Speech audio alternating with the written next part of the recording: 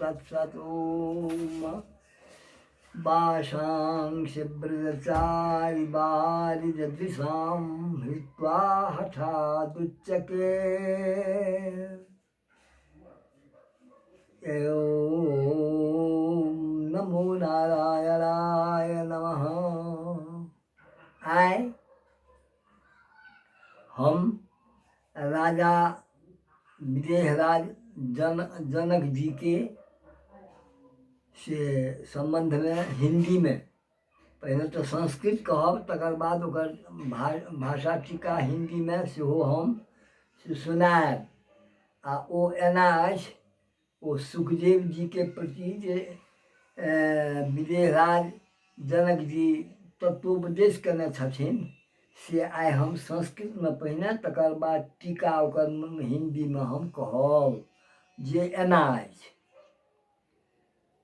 इंद्रियाणि बलिष्ठानि न नियुक्तानि मानद अपक्वस्य प्रकुर्वन्ति विकारांस्ताननेकशः भोजनेच्छां सुखेच्छां च सज्जेच्छामात्मजस्य च जति भूत्वा कथं कुर्याद् विकारे समुपस्थिते दुर्जरं वासनाजालं न शान्तिमुपजाति वय्या अतस्तच्छमनार्थाय क्रमेण च परित्यजेत् ऊर्ध्वं सुप्तः पतत्येव न शयानः पतत्यधः परिव्रज्य परिभ्रष्टो न मार्गं लभते पुनः मनस्तु प्रबलं काम मज्जेयमकृतात्मभिः अतः क्रमेण जेतव्यमाश्रमानुक्रमेण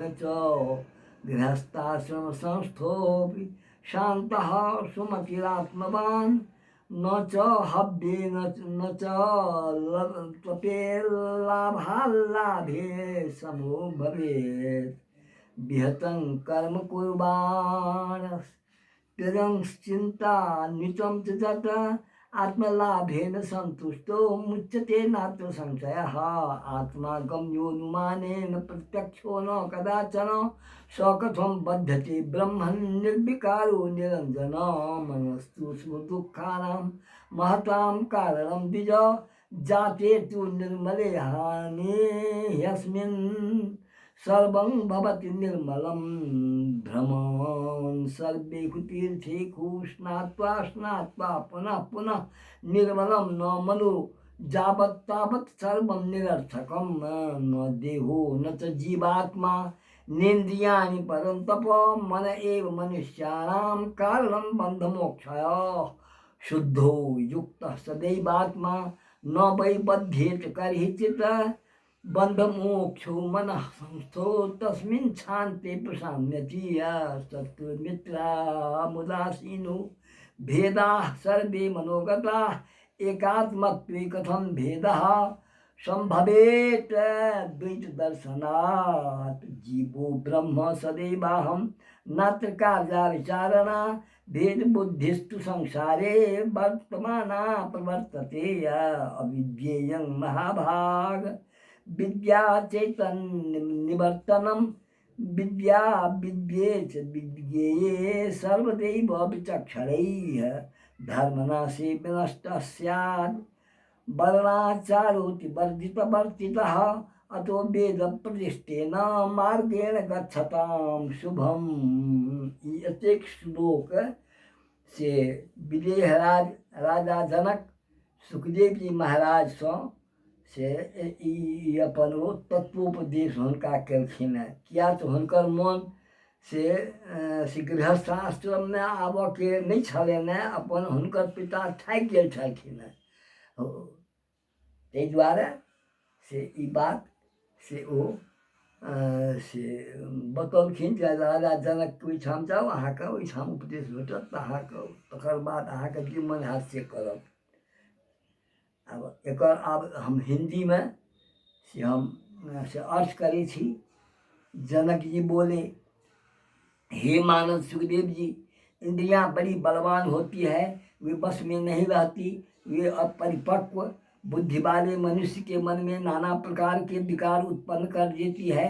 यदि मनुष्य के मन में भोजन की, शयन की, सुख की और पुत्र की इच्छा बनी रहे तो वह सन्यासी होकर भी इन विकारों के उपस्थित होने पर क्या कर पाएगा। वासनाओं का जाल बड़ा ही कठिन होता है, वह शीघ्र नहीं मिटता। इसलिए उसकी शांति के लिए मनुष्य को क्रम से उसका त्याग करना चाहिए। ऊंचे स्थान पर सोने वाला मनुष्य ही नीचे गिरता है, नीचे सोने वाला कभी नहीं गिरता। यदि संन्यास ग्रहण कर लेने पर भ्रष्ट हो जाए तो पुनः वह कोई दूसरा मार्ग नहीं प्राप्त कर सकता। मन अत्यंत प्रबल है, वह अजितेंद्रिय पुरुषों के द्वारा सर्वथा अजेय है।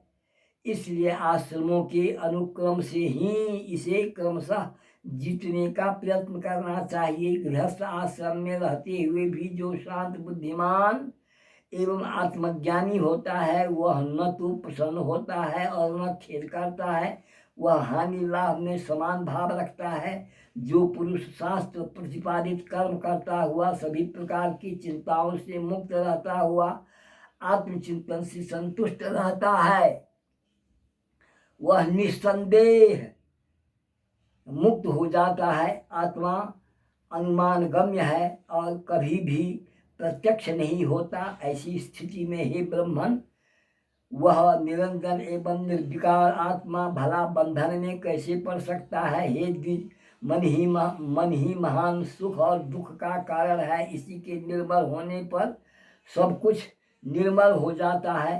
सभी तीर्थों में घूमते हुए वहाँ बार बार स्नान करके भी यदि मन निर्मल नहीं हुआ तो वह सब व्यर्थ हो जाता है। हे परंतप, बंधन तथा मोक्ष का कारण न यह देह है, न जीवात्मा है और न ये इंद्रियां ही हैं, अपितु मन ही मनुष्यों के बंधन एवं मुक्ति का कारण है। आत्मा तो सदा ही शुद्ध तथा मुक्त है, वह कभी बंधता नहीं। अतः बंधन और मोक्ष तो मन के भीतर है। मन की शांति से ही शांति है। शत्रुता, मित्रता या उदासीनता के सभी भेदभाव भी मन में ही रहते हैं। इसलिए एकात्म भाव होने पर यह भेदभाव नहीं रहता। यह तो द्वैत भाव से ही उत्पन्न होता है, यह निश्चित है।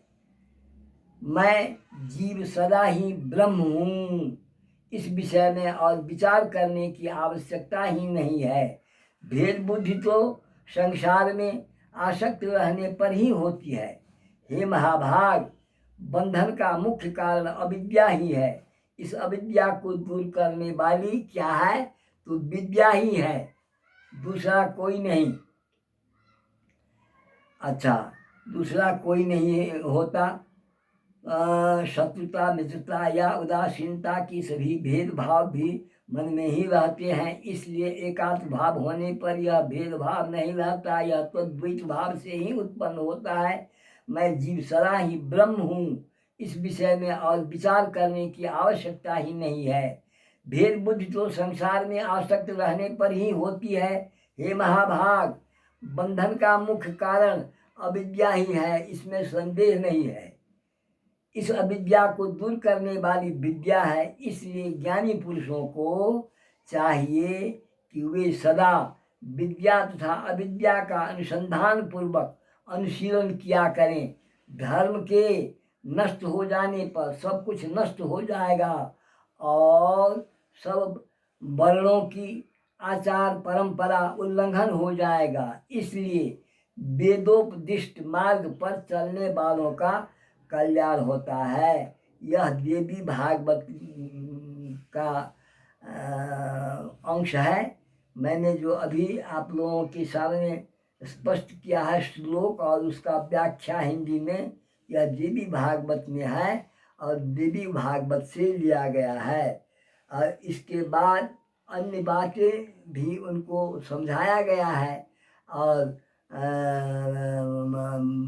विदेहराज जनक जी का तत्वोपदेश सुनने के बाद उनका मन स्थिर हो गया सुखदेव जी का, और वे उनके उपदेश तत्वोपदेश सुनकर वहाँ से अपने पिता के यहाँ उपस्थित हुए और उपस्थित होने के बाद उन्होंने गृहस्थ आश्रम का भी अनुशीलन किया और उसमें अपना शादी विवाह भी किए और 4-5 लड़का लड़की भी हुआ।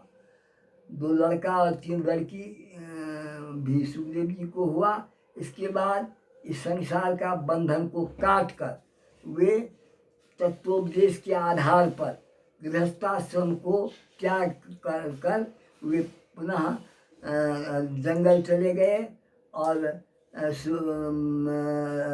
कहते हैं, व्यास जी ने उनके पीछा किया, फिर भी वे मिले नहीं। अंत में भगवान शंकर ने उनको कहा कि उनका छाया आप देख सकते हैं और कुछ नहीं आप देख सकते हैं। इसलिए उनका छाया भी उन्हें दर्शन हुआ, लेकिन वे तत्वोपदेश पाकर ही वे पर ब्रह्म में लीन हो गए। ऐसी कथाएं देवी भागवत में उल्लेख है और मैंने सबों के कल्याणार्थ यह उपस्थित करके दिया है। सबों को ज्ञान हो, बुद्धि हो, बल हो और अभिमान नष्ट हो और बड़े बड़े तत्वज्ञानी भी भ्रष्ट हो जाते हैं, उनके लिए यह उपदेश बड़ा कामयाबी होगा। मैं इतना कहकर इस विदेह राय जनक जी के तत्वोपदेश कहकर मैं अब विश्राम लेता हूँ। दूसरे दिन फिर हम इसी विषय के बारे में अन्य कोई दूसरे विषय के ऊपर में अपना प्रवचन करेंगे। श्यावर रामचंद्र की जय, सुखदेव महाराज की जय।